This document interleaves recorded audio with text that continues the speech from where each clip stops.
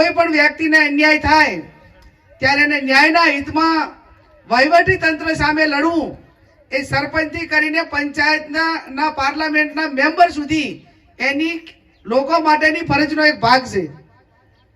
આપણે અહીંથી ચૂંટીને મૂકીએ અને એ પછી જે સરકાર હોય અથવા તો વિપક્ષ હોય એની સાથે પોતાના વ્યક્તિગત કામો માટે કરીને લોકો માટે બોલે જ નહીં, તો એ પ્રજાના પ્રતિનિધિને આપણે ચૂંટીને મૂકવા એના કરતા જગ્યા ખાલી રાખવી સારી, જેથી કરીને અફસોસ તો ના થાય કે ભાઈ ચૂંટીને મૂક્યા હતા 5 વર્ષની અંદર એવા કોઈ પુરાવા ના હોય કે જે પ્રજા માટે કે એના પ્રશ્નો માટે લડે.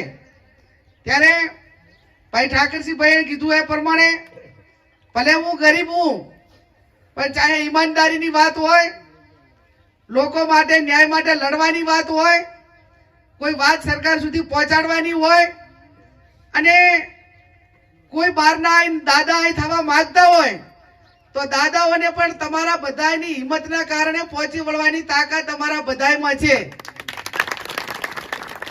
સહકારી માળખું એ કોઈની મહેરબાની નથી, તમારી અને અમારી બેન અમે બધા 5 વાગે ઉઠીને દૂધ ડેરીમાં ભરાવીએ અને ગુજરાન ચલાવવા માટે ઘરના દીકરા દીકરીને 100 ગ્રામ દૂધ નથી આપતા, અને અમને ગુજરાન ચલાવવા માટે પૂરતા નાણાં મળે એટલા માટે કરીને લોહી પરસેવો મજૂરી કરી અને એ વેકાઈ ડેરીનો મંત્રીથી કરી અને જેટલા વહીવટકર્તાઓ છે એ ક્યાંક ને ક્યાંક બનાસકાંઠાના પશુપાલનના જે કઈ પરસેવાના પૈસા છે એ પરસેવાના પૈસા આપણે એમનું પૂરું કરવાનું છે, એ આપણું પૂરું કરતા નથી. એમાં સરકાર કોઈ સબસિડી નથી આપતું અને કઈ વધારાના કોઈ એવા પેકેજ નથી આપતું. જેટલા લીટર ભરાવા અને જેટલા લીટરના ફેટનું દૂધ હોય એટલા પ્રમાણમાં ભાવ મળે છે. એમાં કોઈની મહેરબાની છે ખરી? કોઈની મહેરબાની નથી. અને છેલ્લા 10-15 વર્ષથી તો બનાસ બેંક હોય કે બનાસ ડેરી હોય એને સહકાર રાખ્યું જ નથી. માત્ર એમના રાજકીય મેળાવડા કરવા માથે એક ભાજપના ઝંડા બાંધવાના બાકી રાખ્યા છે. અને અમે તો એમ કહીએ છીએ કે હવે તમે એવું જ નક્કી કરો ને કે જેટલા ભાજપના હોય પરિવાર એટલાનું દૂધ લેવાનું, બીજાનું દૂધે ના લેવું, એવું માટ લખો પ્રું એટલે ખબર પડે એમ. ત્યારે આવડા બધા જે માળખા બનાવ્યા એ અનેક સહકારી આગેવાનો અને જિલ્લાની પ્રજાએ પરસેવો પાડી અને આ સંસ્થાઓ ઊભી કરી છે. વહીવટદારો બદલાતા રહે, પણ જે મિલકતો એ પશુપાલકોના પરસેવે, ખેડૂતોના પરસેવે ઊભી કરી છે એમાં સંપૂર્ણ અધિકાર એ ખેડૂતોનો અને પશુપાલકોનો છે.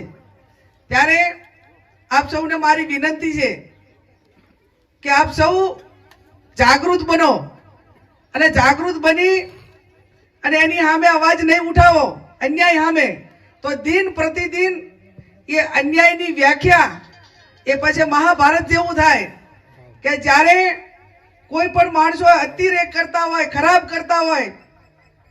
એક આપણે દ્રૌપદીનો દાખલો આપીએ કે ભર સભાની અંદર તારે ચીર ખેંચાતા હોય અને ભીષ્મ પિતામહ જેવા જ્ઞાની અને પરિવારના વડા તરીકે બેઠા હોય અને એ ટાઈમે પરિવારના જ સભ્યો એ ખોટું કરતા હોય ને એને રોકો નહીં તો પછી ખોટું કરવાને પ્રેરણા વધારે મળે.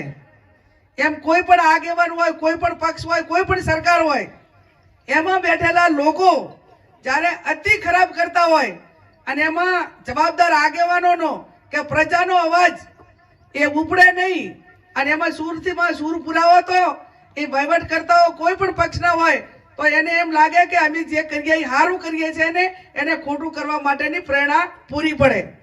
એટલે આપ સૌને મારી 2 હાથ જોડીને વિનંતી છે કે આ લોકસભાની ચૂંટણી એ તમામ સમાજવાની ચૂંટણી છે.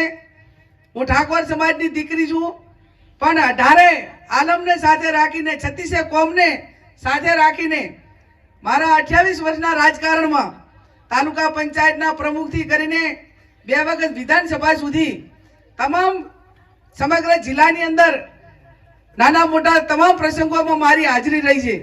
અને 28 વર્ષમાં જેટલું થાય એટલું મેં સારું કર્યું છે, પણ ક્યારેક કોઈ સમાજ વચ્ચે એકાબીજા વચ્ચે તિરાડ પડે કે એકબીજા ભાઈઓ કે એકાબીજા પરિવારો વચ્ચે ક્યાંક તિરાડ પડે એવું કામ એ સમગ્ર બનાસકાંઠા હોય કે મારો વિસ્તાર હોય એવું જ્ઞાનીબેન ઠાકોરે ક્યારેય કર્યું નથી. અને કર્યું હોત તો એ અવાજ આટલા સુધી પહોંચ્યો હોત, અને પહોંચ્યો હોત એટલે એમ જ આ લોકસભાની ટિકિટ સુધી કદાચ ચાન્સ ના મળ્યો હોત, કેમ કે આ ટિકિટ એ કોઈ જ્ઞાનીબેન ઠાકોરને નથી આપી.